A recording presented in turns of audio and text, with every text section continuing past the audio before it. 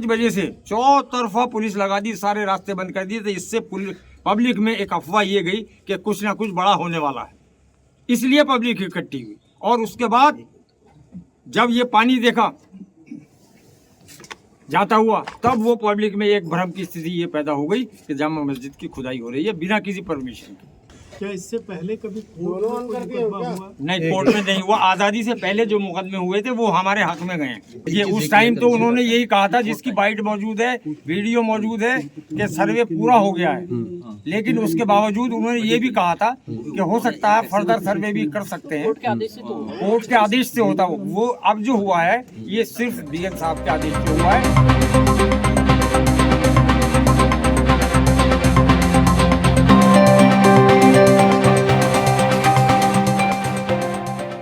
कि मैंने खुद अपनी आंखों से पुलिस को फायरिंग करते हुए देखा है, पब्लिक की तरफ को मैंने खुद देखा। ये उनका कहना गलत है कि पुलिस की तरफ से कोई फायरिंग नहीं चुका हूँ। कि जब एसडीएम साहिबा ने पूरी तरीके से बजिद होकर ये कहा कि इसका पानी खाली कराया जाए हौज का, इसमें दोषी मैं बिल्कुल साफ तरीके से कहना चाहता हूँ कि एसडीएम संभल और सीओ अनुज कुमार हैं। तो ऐसा है कि उसमें आक्रोश था पब्लिक में कि आखिर ये जामा मस्जिद की खुदाई क्यों हो रही है, और पुलिस गाली बक रही थी, पुलिस डंडे मार रही थी। इसलिए हो सकता है कि उन्हें भी जोश आया हो और उन्होंने पत्थरबाजी की हो।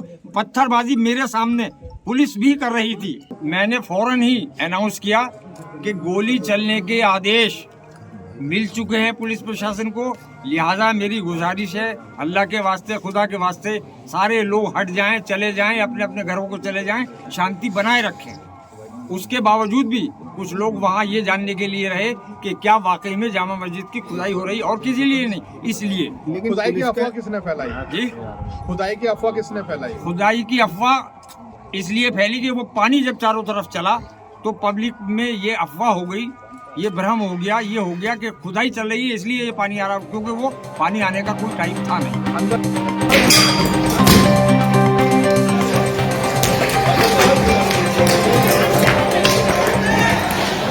उकसा के उनको काफ़ी समय से भीड़ को मोबिलाइज किया जा रहा था, भीड़ को चार्ज किया जा रहा था। कुल 7 मुकदमे थाना नखासा एवं थाना कोतवाली में दर्ज हुए। उनमें कल जो आपने भीड़ देखी, एकाएक 8:45 पे लोग इकट्ठे हुए और उन लोगों ने इस तरीके की घटना को अंजाम दिया, जिसमें 15 पुलिसकर्मी जो है वो घायल हुए थे और 4 अधिकारी जो है उसमें घायल हुए थे। हमारे एसडीएम रमेश बाबू, उनके जो है पत्थरबाजी की वजह से उनको पाँव में फ्रैक्चर आया था।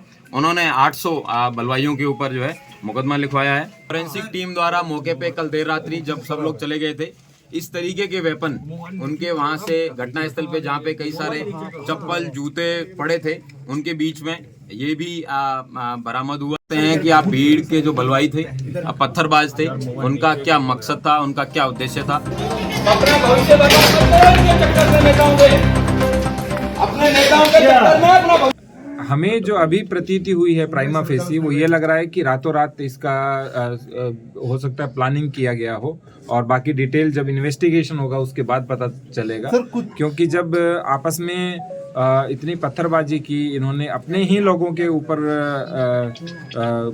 पत्थरबाजी की, गोली चलाई और हथियार का जो प्रयोग कर रहे थे, इस बात का प्रतीक था कि मे भी आपस में भी उनके अंदर कुछ न कुछ रहा हो। अभी तक 4 डेथ कंफर्म हुई हैं, चारों का पोस्टमार्टम भी हो चुका है, और पोस्टमार्टम की रिपोर्ट में प्रथम दृष्टया देशी बंदूक से जो कारतूस इस्तेमाल होते हैं उससे लगने की बात है।